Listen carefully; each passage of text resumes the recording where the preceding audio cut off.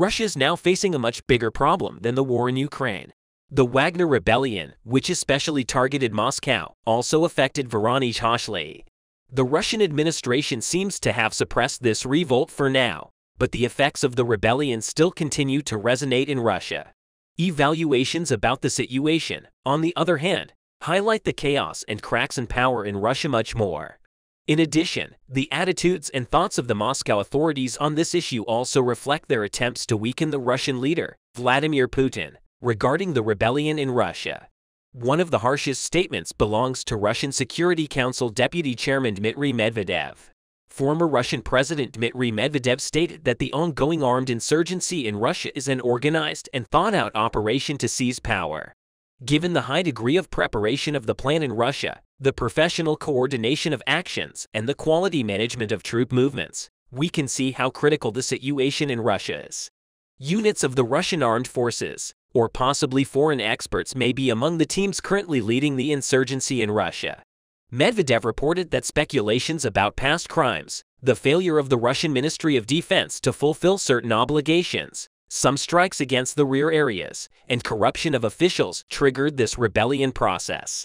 In fact, the former Russian president was blaming all Moscow's officials in this regard. The main target of Dmitry Medvedev was Russian Defense Minister Sergei Shoigu, and especially President Vladimir Putin.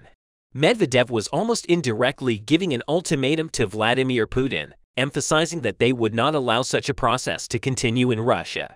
In addition, Medvedev stated that if this situation is not intervened, the consequences of this revolt in Russia will be huge and even the world will enter the process of extinction. Dmitry Medvedev also claimed that the cause of the revolt in Russia was related to the West. According to him, Western Europe wants to destabilize Russia and divide the country into several large enough pots, conclude agreements with each of these pots, denuclearized, and demilitarize them all. Medvedev suggested that if all this happens, there is a possibility for Russia to even join NATO. The vice president of the Russian Security Council was blaming the West and emphasizing that he could take responsibility for the improvement of the situation in Russia. Medvedev's approach actually seemed more like a desire to take over Russia's power rather than an ultimatum to Putin.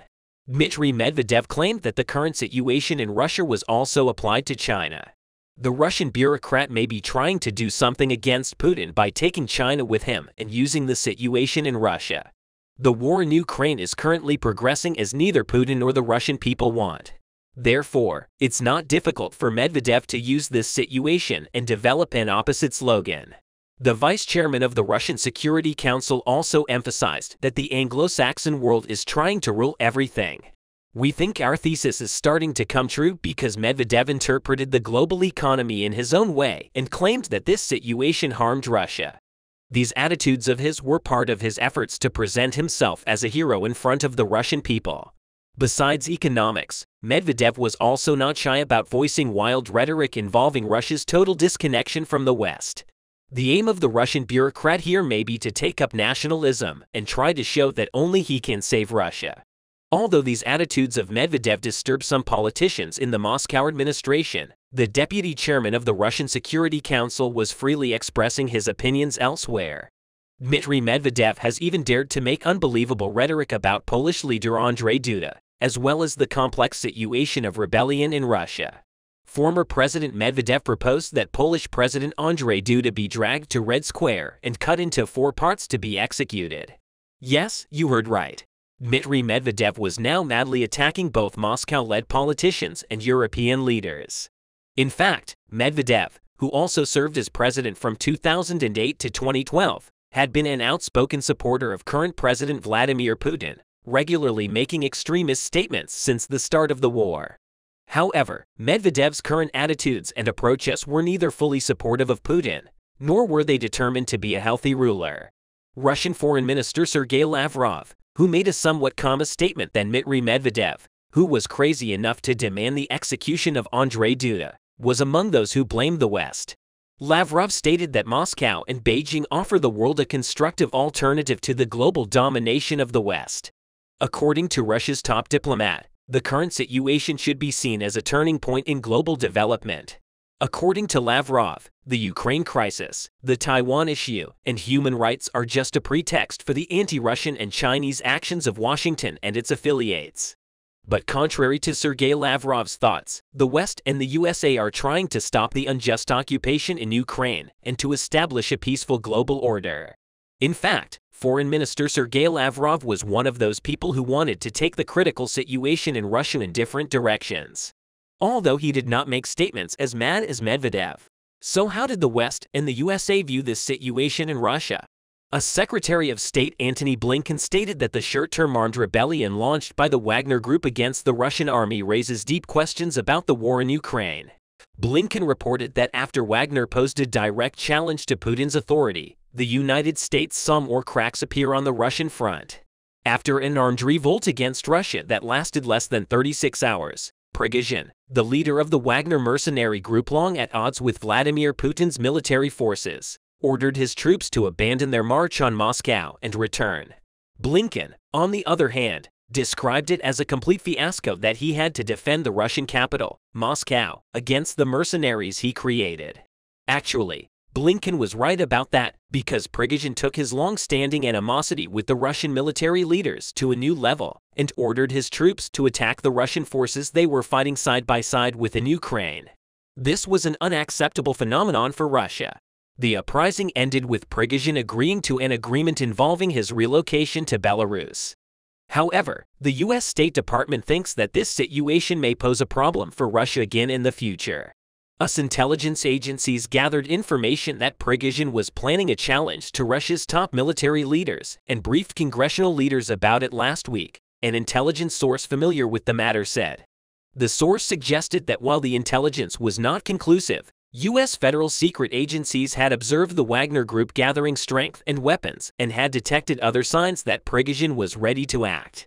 A U.S. official stated that the tension between the Wagner Group and the Russian Ministry of Defense is not a secret, but escalation signals have increased significantly over the past few weeks. He suggested that senior Biden administration officials were briefed last Wednesday about intelligence that Prigozhin was considering a challenge, and alarm bells began to ring more intensely in the early hours of last Friday. There was also critical speculation about reports that Belarusian President Alexander Lukashenko helped to reach an agreement between Prigozhin and Putin to end the rebellion. But in this regard, U.S. Secretary of State Antony Blinken signaled that more information about the agreement between Putin and Wagner will leak in the coming days after Prigozhin ordered his forces to return from their march to Moscow. The Kremlin announced that Prigozhin would leave Russia for his neighboring ally Belarus, and that he and his Wagner warriors would avoid trial. Let's remember, Medvedev, also the former head of Russia, made crazy statements against the UK last week. Although the UK has an interest in the Nord Stream pipeline, Putin's spokesman, Dmitry Medvedev, the former president of Russia, shared reports that he claimed the West was responsible for the explosion in the pipeline. Also, Dmitry Medvedev said that Britain's military support to Ukraine was an undeclared war against Russia. He said Britain was Moscow's eternal enemy. He said British officials were a legitimate military target for Russian attacks. Medvedev was responding to comments made by James Cleverly, the foreign minister who advocated for Ukraine's right to strike military targets in Russia after Moscow suffered dozens of kamikaze drone attacks in recent weeks. Also, Medvedev said that there was no reason for Moscow not to destroy its enemies' undersea communication cables, given what he said was Western complicity in the Nord Stream pipeline blasts.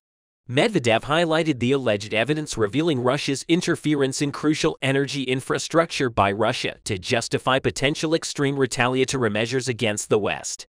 He accused Western countries, and particularly the UK, of undermining the Nord Stream project and further increasing tensions between Russia and the West. Medvedev surprised even Russian leader Vladimir Putin by claiming that the UK was also responsible for the explosions in Nord Stream. Dmitry Medvedev made crazy rhetoric by stating that the UK's submarine connecting cables and telecommunications vehicles should be targeted on the Nord Stream pipeline. As crazy as these statements sound, Putin's spokesman has officially declared that the UK should be openly targeted with these statements, which stunned even Vladimir Putin. It's clear that Medvedev forgot the rules of international politics, although Russia itself was blamed for this explosion. Medvedev was actually trying to cause a crisis in the international political and diplomatic arena by using the mysterious situations in the pipeline. But there's one detail that the former Russian president forgot: if his rhetoric continues to be dangerous and provocative, just like the Russian Navy, the UK's naval forces, warships, submarines, and many more deterrent military elements are active in the Baltics, the North Sea, and many strategic naval areas. In other words, with these critical statements, Medvedev may be under the submarine stallions of the UK. Medvedev is not the first top Russian official to threaten Britain for supporting Ukraine. Putin has promised a reciprocal if Britain supplies Ukraine with armor-piercing tank shells made of depleted uranium. If all this happens, Russia will have to respond accordingly. Given that the West has collectively begun to use weapons with a nuclear component, he said. As a result, Medvedev's ludicrous rhetoric about targeting the UK connecting cables on the Nord Stream pipeline and his overly menacing attitude towards the entire West could put Putin in an even more difficult position. In summary, while many Moscow officials were trying to take advantage of this critical situation in Russia, which started with the crazy statements of Dmitry Medvedev, vice president of the Russian Security Council, the voices against Putin became unstoppable. But the question that everyone wondered was whether there would be a change of power in Russia. We'll see this more clearly in the future. For now, Putin is trying to suppress opposition wings and gives the impression of concentrating on the Ukrainian invasion. When the war between Ukraine and Russia started, everyone thought that it would end very soon because the Russian army said that this war would end in a very short time. Nobody expected that the Ukrainian army would put up such a successful resistance. But President Zelensky motivated his army and his people very well, declaring that he will never run away. Zelensky ordered his soldiers to resist this occupation. These statements made by Zelensky increased the courage of the Ukrainian army. It was thought that the Ukrainian soldiers would die, but Zelensky made a very striking statement and encouraged his army. Zelensky said the Ukrainian army is made up of heroic soldiers. I believe that our soldiers will win this war. Ukrainian soldiers always follow the orders of their commanders. I order them not to die, but to fight and win this war. Zelensky's speech caused great excitement in the Ukrainian army. The Ukrainian army showed a historic resistance and managed to liberate the most important cities occupied by Russia. The whole world started to follow the success of the Ukrainian army. Following the success of the Ukrainian army, Western countries decided to provide more support to Ukraine. The aid sent by Western countries concerned the Russian army. The Ukrainian army started to use modern weapons and began to carry out more effective operations. Russia suffered a heavy defeat in these operations. Russian soldiers were terrified when they realized that everything had changed. Russian soldiers began to surrender and desert the army. This made it easier for the Ukrainian army. Everything changed when the Russian soldiers were sure that they could no longer win this war. All these results were the result of the Ukrainian army gaining psychological superiority. In order to change the situation, Putin commissioned a lot of fake news and claimed that Russia would win this war. One of the lies Putin told was about Kherson. After the Russian army withdrew from the city center in Kherson, Putin made strange statements. He claimed that Russia had the upper hand in many towns in Kherson and that the Russian army was strong in this region. As an example, he showed photos of Russian soldiers in small towns in Kherson. The Ukrainian army managed to liberate many of these towns.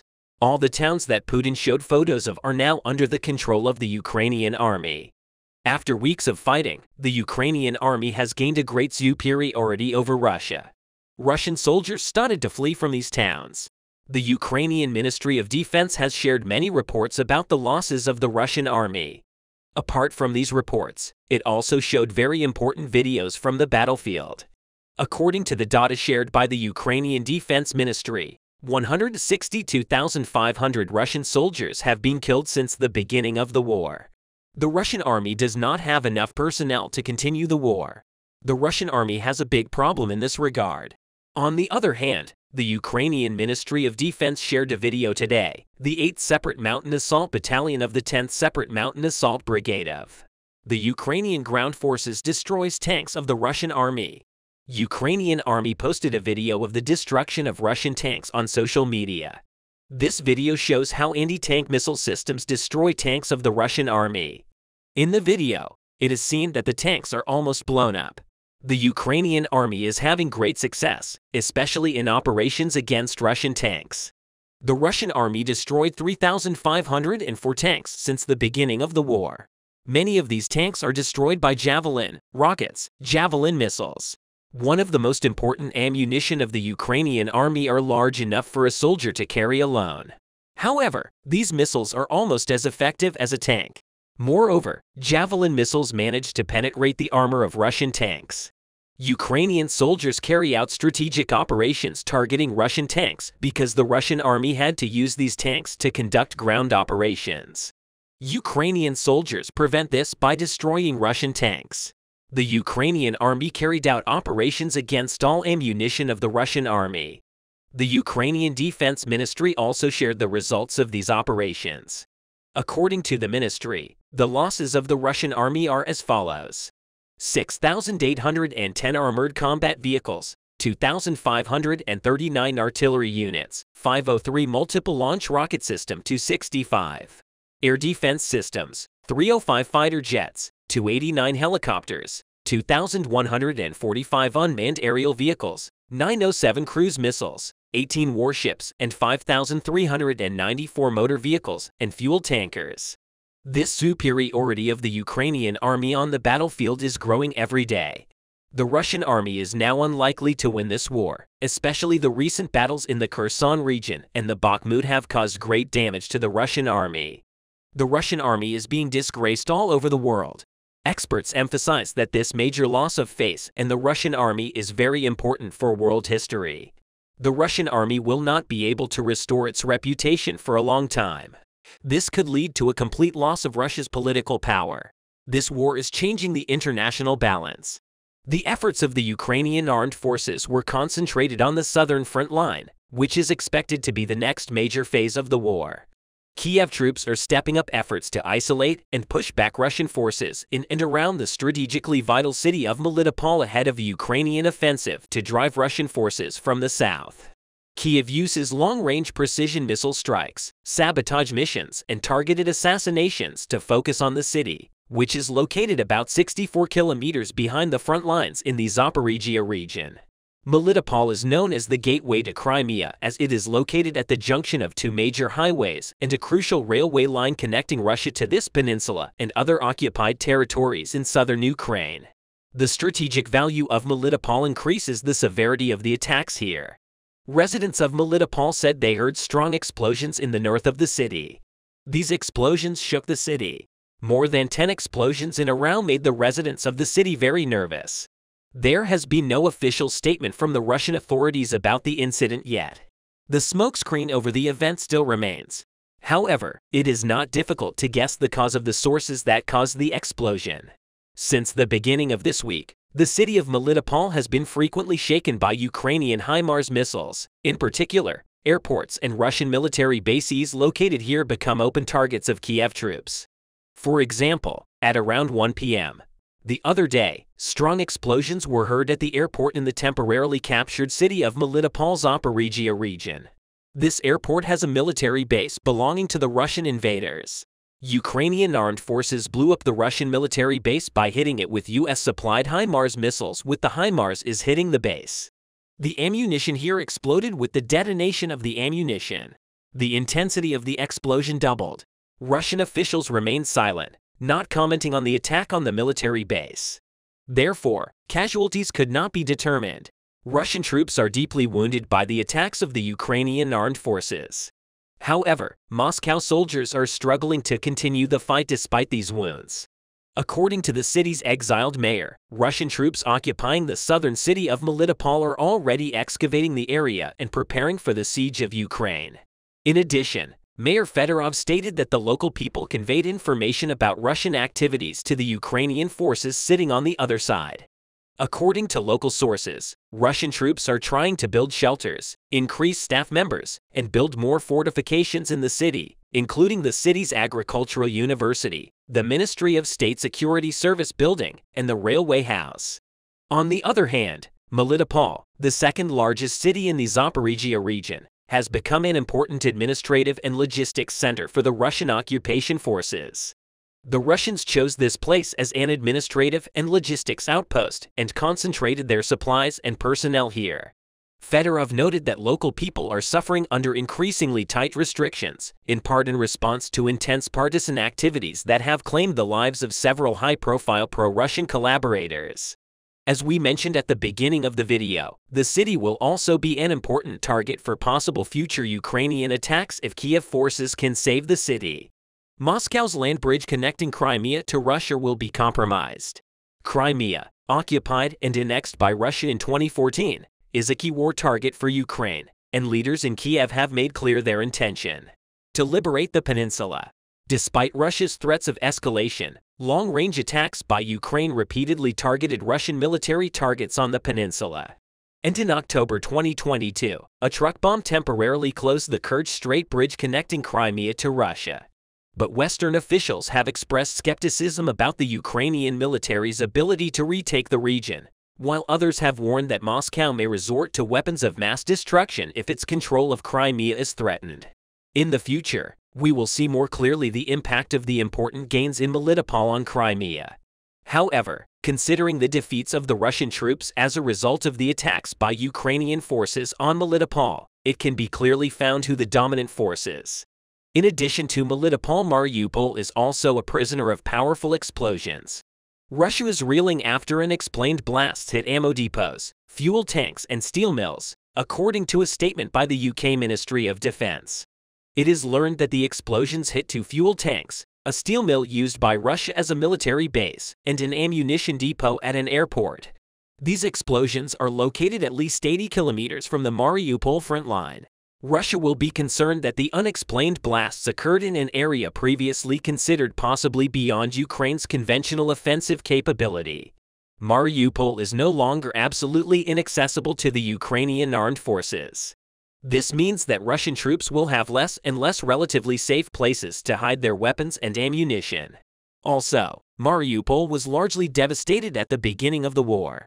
However, it is still important for Russia because it is the largest city that Russia captured in 2022 and currently controls. And it is also on a very important logistics route because after taking control of Mariupol in the spring, Moscow gradually turned the city into a large garrison, apparently as it was thought to be out of range of powerful US-supplied missiles near the ruined mining town of Olduz. The closest Ukrainian stronghold, Mariupol is not just a southern land corridor, and Melita Paul is more than just a southern land corridor. The ports in Mariupol and Melita Paul have a great importance in the maritime trade and economy of Ukraine via the Azov Sea. In addition, these regions will be a great gain, not only in military and economic terms, but also for the morale of men and women defending their country on land. The Ukrainian armed forces knows that if it wants to measure its mobility to liberate Crimea, it must first liberate Melita Paul and Mariupol from occupation.